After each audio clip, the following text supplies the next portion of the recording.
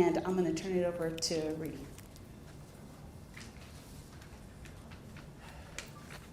Well, good morning. How's everybody today? Good. Thank you for being here.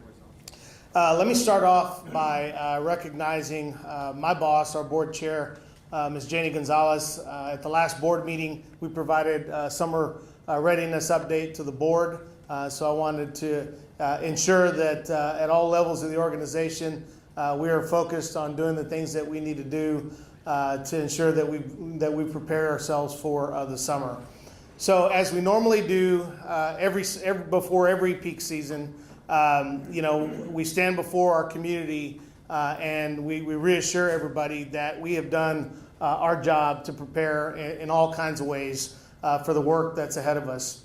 As everybody knows, it's already been warm. This week we've set some records in terms of the heat index that Brian, our chief meteorologist, will talk through next. But I want to reassure the entire community that CPS Energy, from our standpoint, for the assets that we're responsible for the systems that we maintain, we've done everything that we need to do to be ready for the hot summer season ahead. I want to reiterate that we're always not just looking at what's ahead of us in the short term. Because we are a public power utility, we're always thinking about what we have to do to serve our community over the long term. And I want to reiterate a few things about our Vision 2027 strategy overall that has been endorsed and that we're accountable to the board for executing. But we have done a lot to date that I want to reiterate. Recently, we've put out information about the 1,710 megawatt purchase of natural gas generation assets down in Corpus Christi and Laredo. I've recently, along with the chair who accompanied us down to Laredo last week, been to visit both of those facilities. They have done the work as the newest part of our fleet to be ready for the summer, and so that additional capacity gives us a lot of flexibility to ensure reliability for our community. In my time as CEO, we've signed 730 megawatts of additional solar energy that is in the process of getting built. That will, along with our gas purchase, will continue to allow us to serve a growing San Antonio in the years ahead. We've added 50 megawatts of energy storage, and we're in the process of signing new capacity for another 400 megawatts of additional energy storage. So we're well on our way to executing our Vision 2027. In addition to that, we announced this week that we signed 84 megawatts of additional wind. And again, the great thing about that is that the wind that we're adding is coastal wind. It's wind that that blows during the day when we need it the most. So we continue to make strategic investments in our diversified portfolio, which is always been the hallmark of CPS Energy's strategy on generation. Recently, we also announced with a new partner in Constellation Energy in the South Texas Nuclear Project that we've been able to acquire, and we're working through the process of finalizing the acquisition of additional 2% of that facility. That's about 50 megawatts of additional nuclear. And we signed a PPA that's already being delivered today for an additional 200 megawatts of firming capacity. So all of these things are just another example of us having a plan, of us executing that plan, and over the long term being ready to support what is the fastest growing community in the country.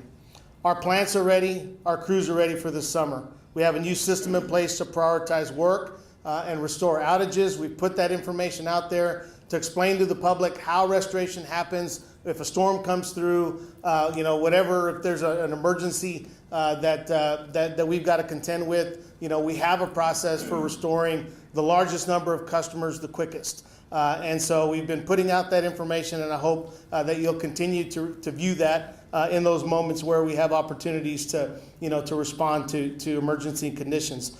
Our teams have been through safety training to ensure they're prepared. Obviously, our folks work in the heat of the day, so it's important that our folks are hydrated, paying attention to their personal health, both mentally and physically, and that they're ready to go. Last summer, we had 70-plus days of triple-digit temperatures. And we want to reiterate the importance of conservation for our customers. When we get in those moments during the summer, and it happens every summer, where supply and demand get tight, our customers are the answer to how we manage through those periods. And usually it may be an hour or two late in the evening when things might get tight. You might see ERCOT start to put out calls for conservation. Our San Antonio customers show up every single summer. And I want to reiterate that conservation will continue to be a key component of our strategy for managing through the peak season. I also want to give a shout out to ERCOT. Pablo Vegas, who has been there about the same amount of time that I've been CEO of CPS Energy, I think has really done a good job of revamping their communication protocols so that when there are things that customers in the ERCOT market in Texas need to know, that ERCOT's communicating. Remember, ERCOT is just a manager of the grid. They don't own generation assets. They don't really serve customers. All they're doing is ensuring that the amount of power that is being put on the grid from a resource standpoint matches the amount of load that customers are using. And I want to commend the job that ERCOT has done to take feedback from the Winter Storm Uri experience and really do something with it. So with that, I'm going to turn it over to Brian Alonso, our Chief Meteorologist, and we'll go through, as Melissa mentioned, a few of our leaders to talk through their components of summer preparedness, and then we'll come back and take questions at the end. Thank you.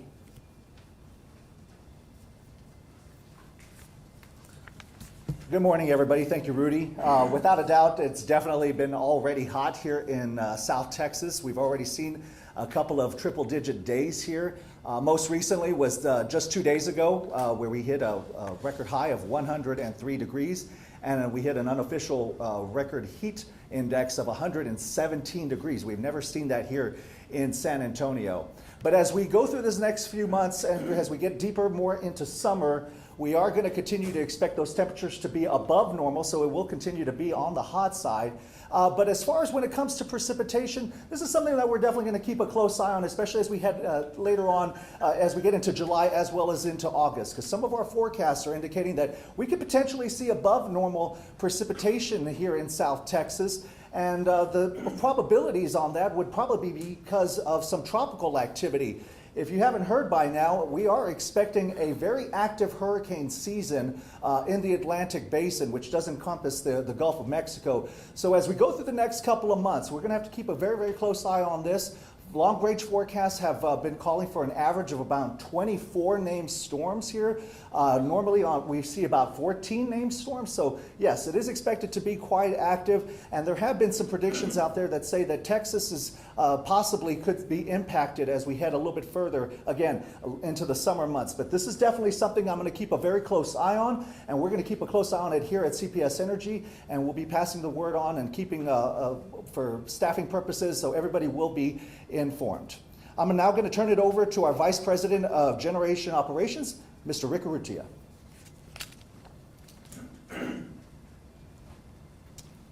Hey, good morning, everyone. Thank you, Brian. Thank you for the opportunity to be here.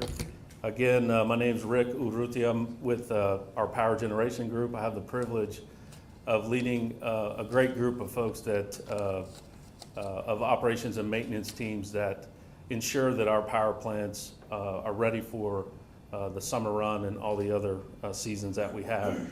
In addition to that, we work collaboratively as one team across the organization. I want to highlight that we can't do it ourselves as Power Generation. It takes the entire team to get the work done that we do. As Rudy stated earlier, our plants are ready for the summer.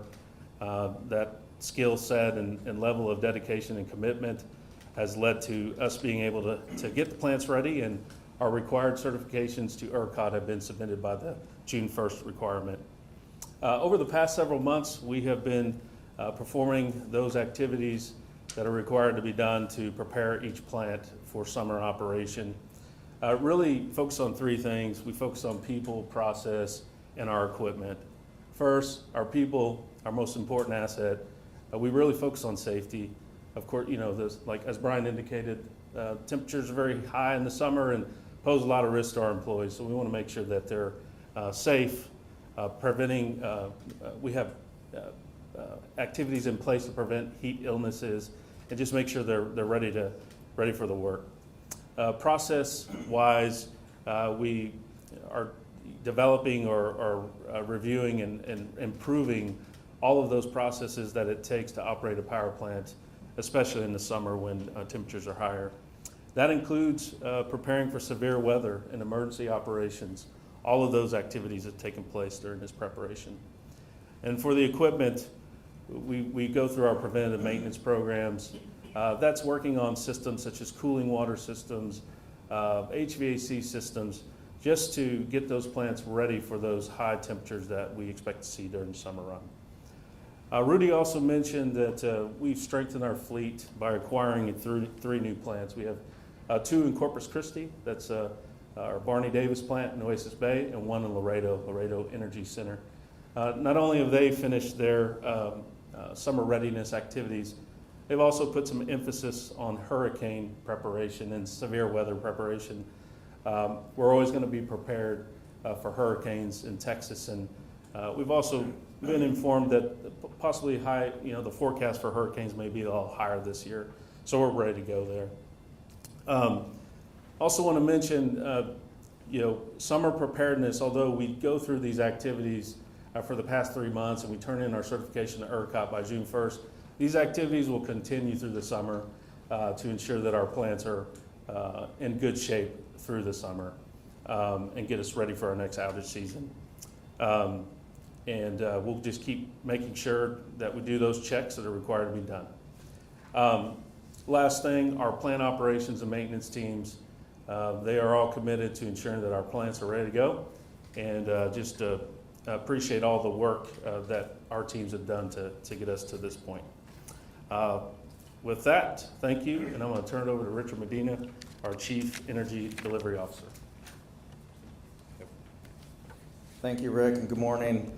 So Richard Medina, I'm the Chief Energy Delivery Officer, so I'm responsible for all the delivery of energy, both electric and gas. And so like Rick mentioned, we always start with our people, making sure our field crews are ready for the summer.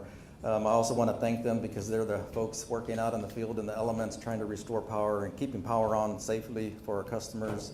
And of course, safety is our #1 priority, so we're continuing to work with our teams to make sure that they're safe this summer, making sure that they have the proper tools and equipment to work out in the field. And then we've switched to our systems. So similar to power plants, we have a lot of systems throughout our service territory. Substations are the big substations that serve the community. Those substations have been all checked, and we turn that into ERCOT. But in addition, those are all checked monthly to see if there's anything going on that we need to maintain. Transmission systems, we work with ERCOT on transmission systems to make sure the power flows all look good and adequate for the summer. Distribution systems, we have like 8,000 miles of overhead line that we manage, so of course that one's a little challenging, but we do inspections on lines. We're on track to meeting 1,000 miles of vegetation management this year, which is great, spending $19 million on that activity. Then of course we look at our stock materials, make sure that we have materials in case there's storms. We have adequate stock materials to restore power. We also conducted drills and tabletop drills with the city of San Antonio, the county, just to make sure everybody's ready in the case of an event. Then lastly, just, our team has also completed load shed and black start training with ERCOT in the event that there's an issue. Our teams are all ready. Next, I'll turn it over to Deanna Hardwood, our Chief Customer Strategy Officer.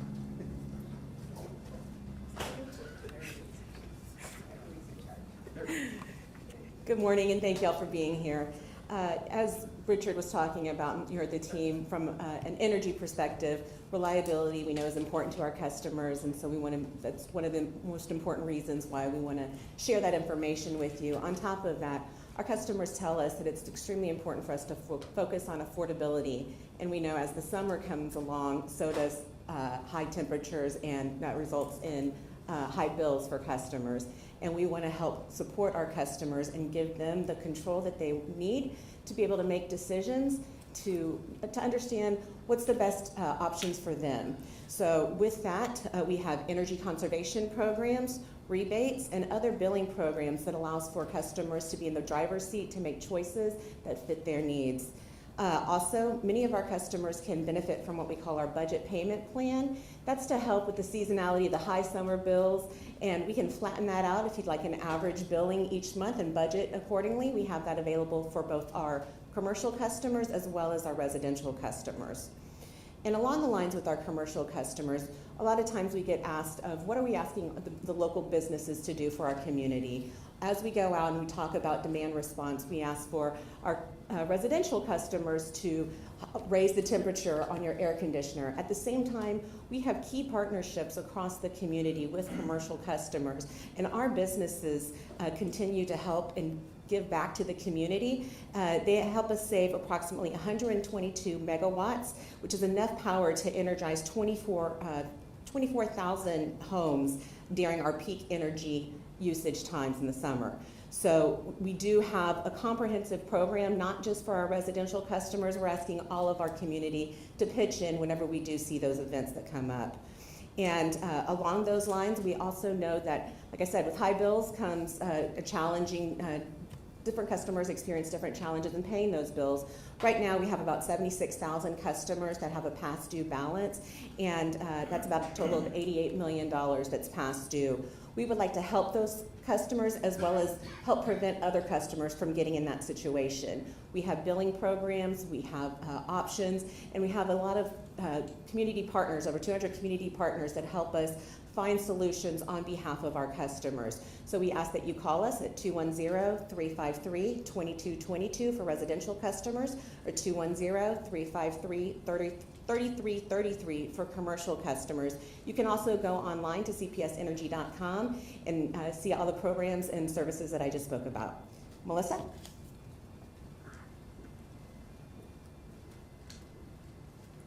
Great, thank you, Deanna, and thank you, everyone, for those great updates.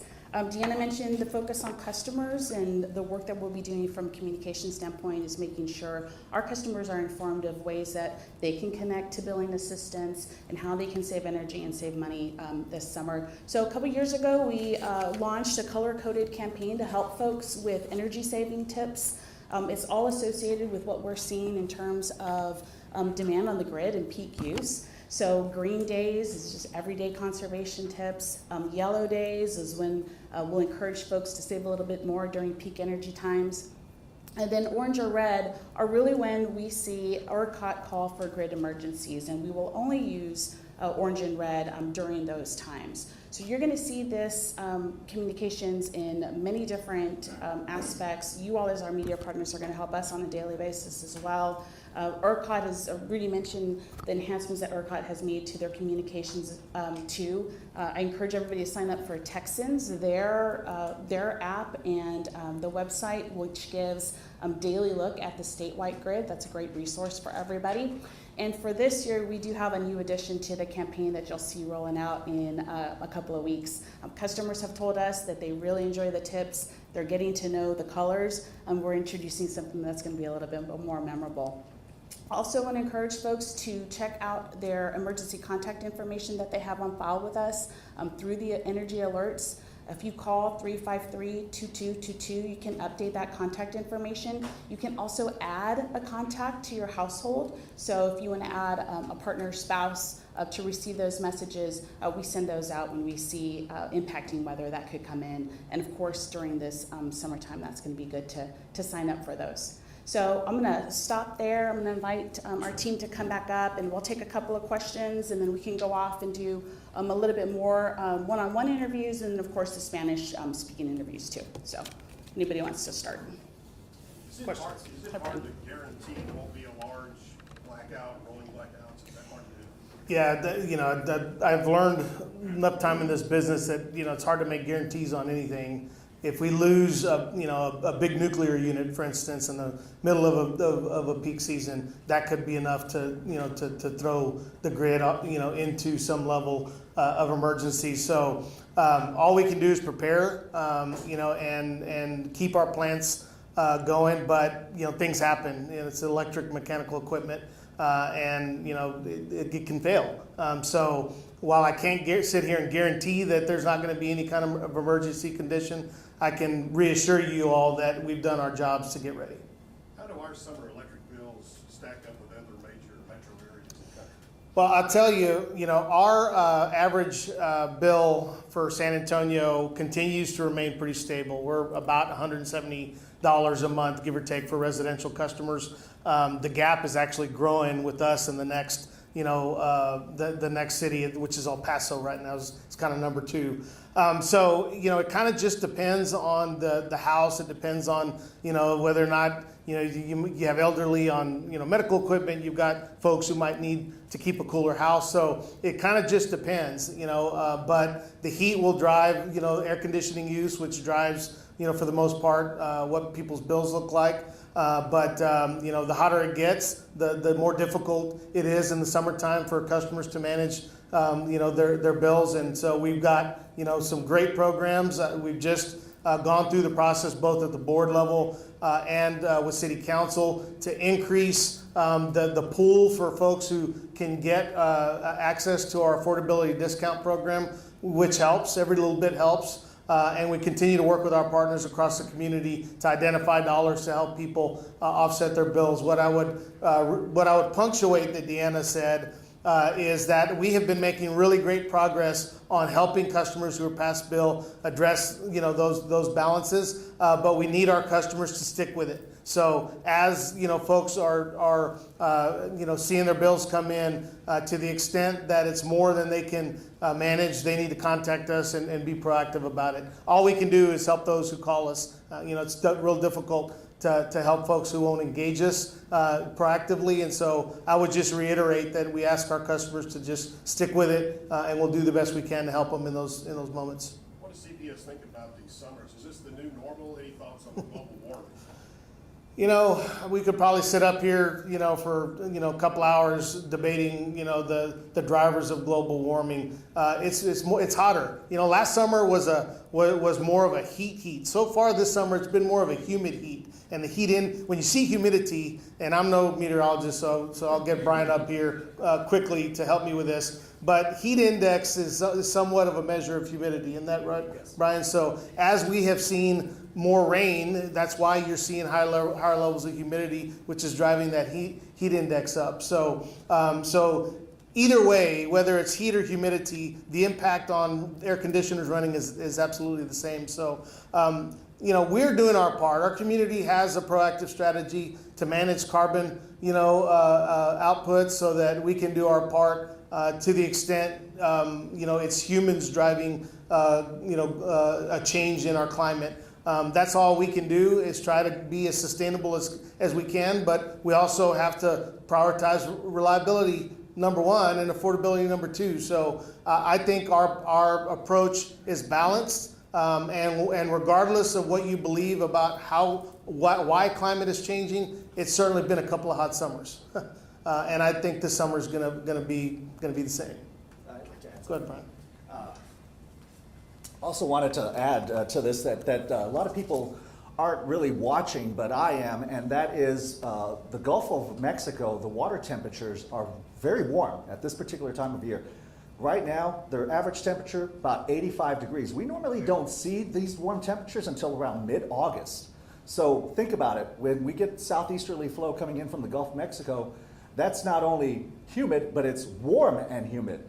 Just a couple of days ago, we were seeing our low temperatures in the low 80s, so it wasn't really cooling off all that much. So that's something to kind of keep in mind, especially as we go a little bit further into the summer months with the warm waters of the Gulf of Mexico.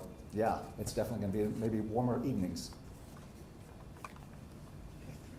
If I could add to that, as we see higher temperatures, one thing that is helpful for our community to remember is that air conditioners are only set to cool your house 20 degrees between what temperature it is outside and what the temperature is inside. So if you're setting your temperature at a lower than that 20-degree differential, your air conditioner is going to keep working, but it's not going to be able to get you cool that level. So as you continue to find ways to save on your bill, one thing is to think about what is that 20-degree differential and how to set your thermostat accordingly. Sarah, do you have something? With just us having some hot days ahead of it, is it officially meteorological full summer? Yes. Okay.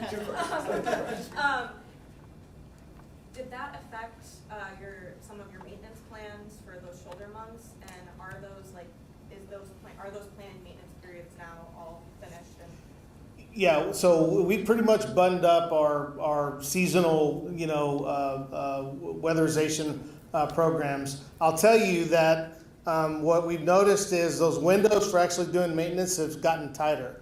And the couple of times in the spring that we've seen the market get tight, it's because, we deferred the maintenance as long as we could, and then all of a sudden in May, we had to get it all done. And so you saw some moments in April and May where the market got tight because you had so much generation offline.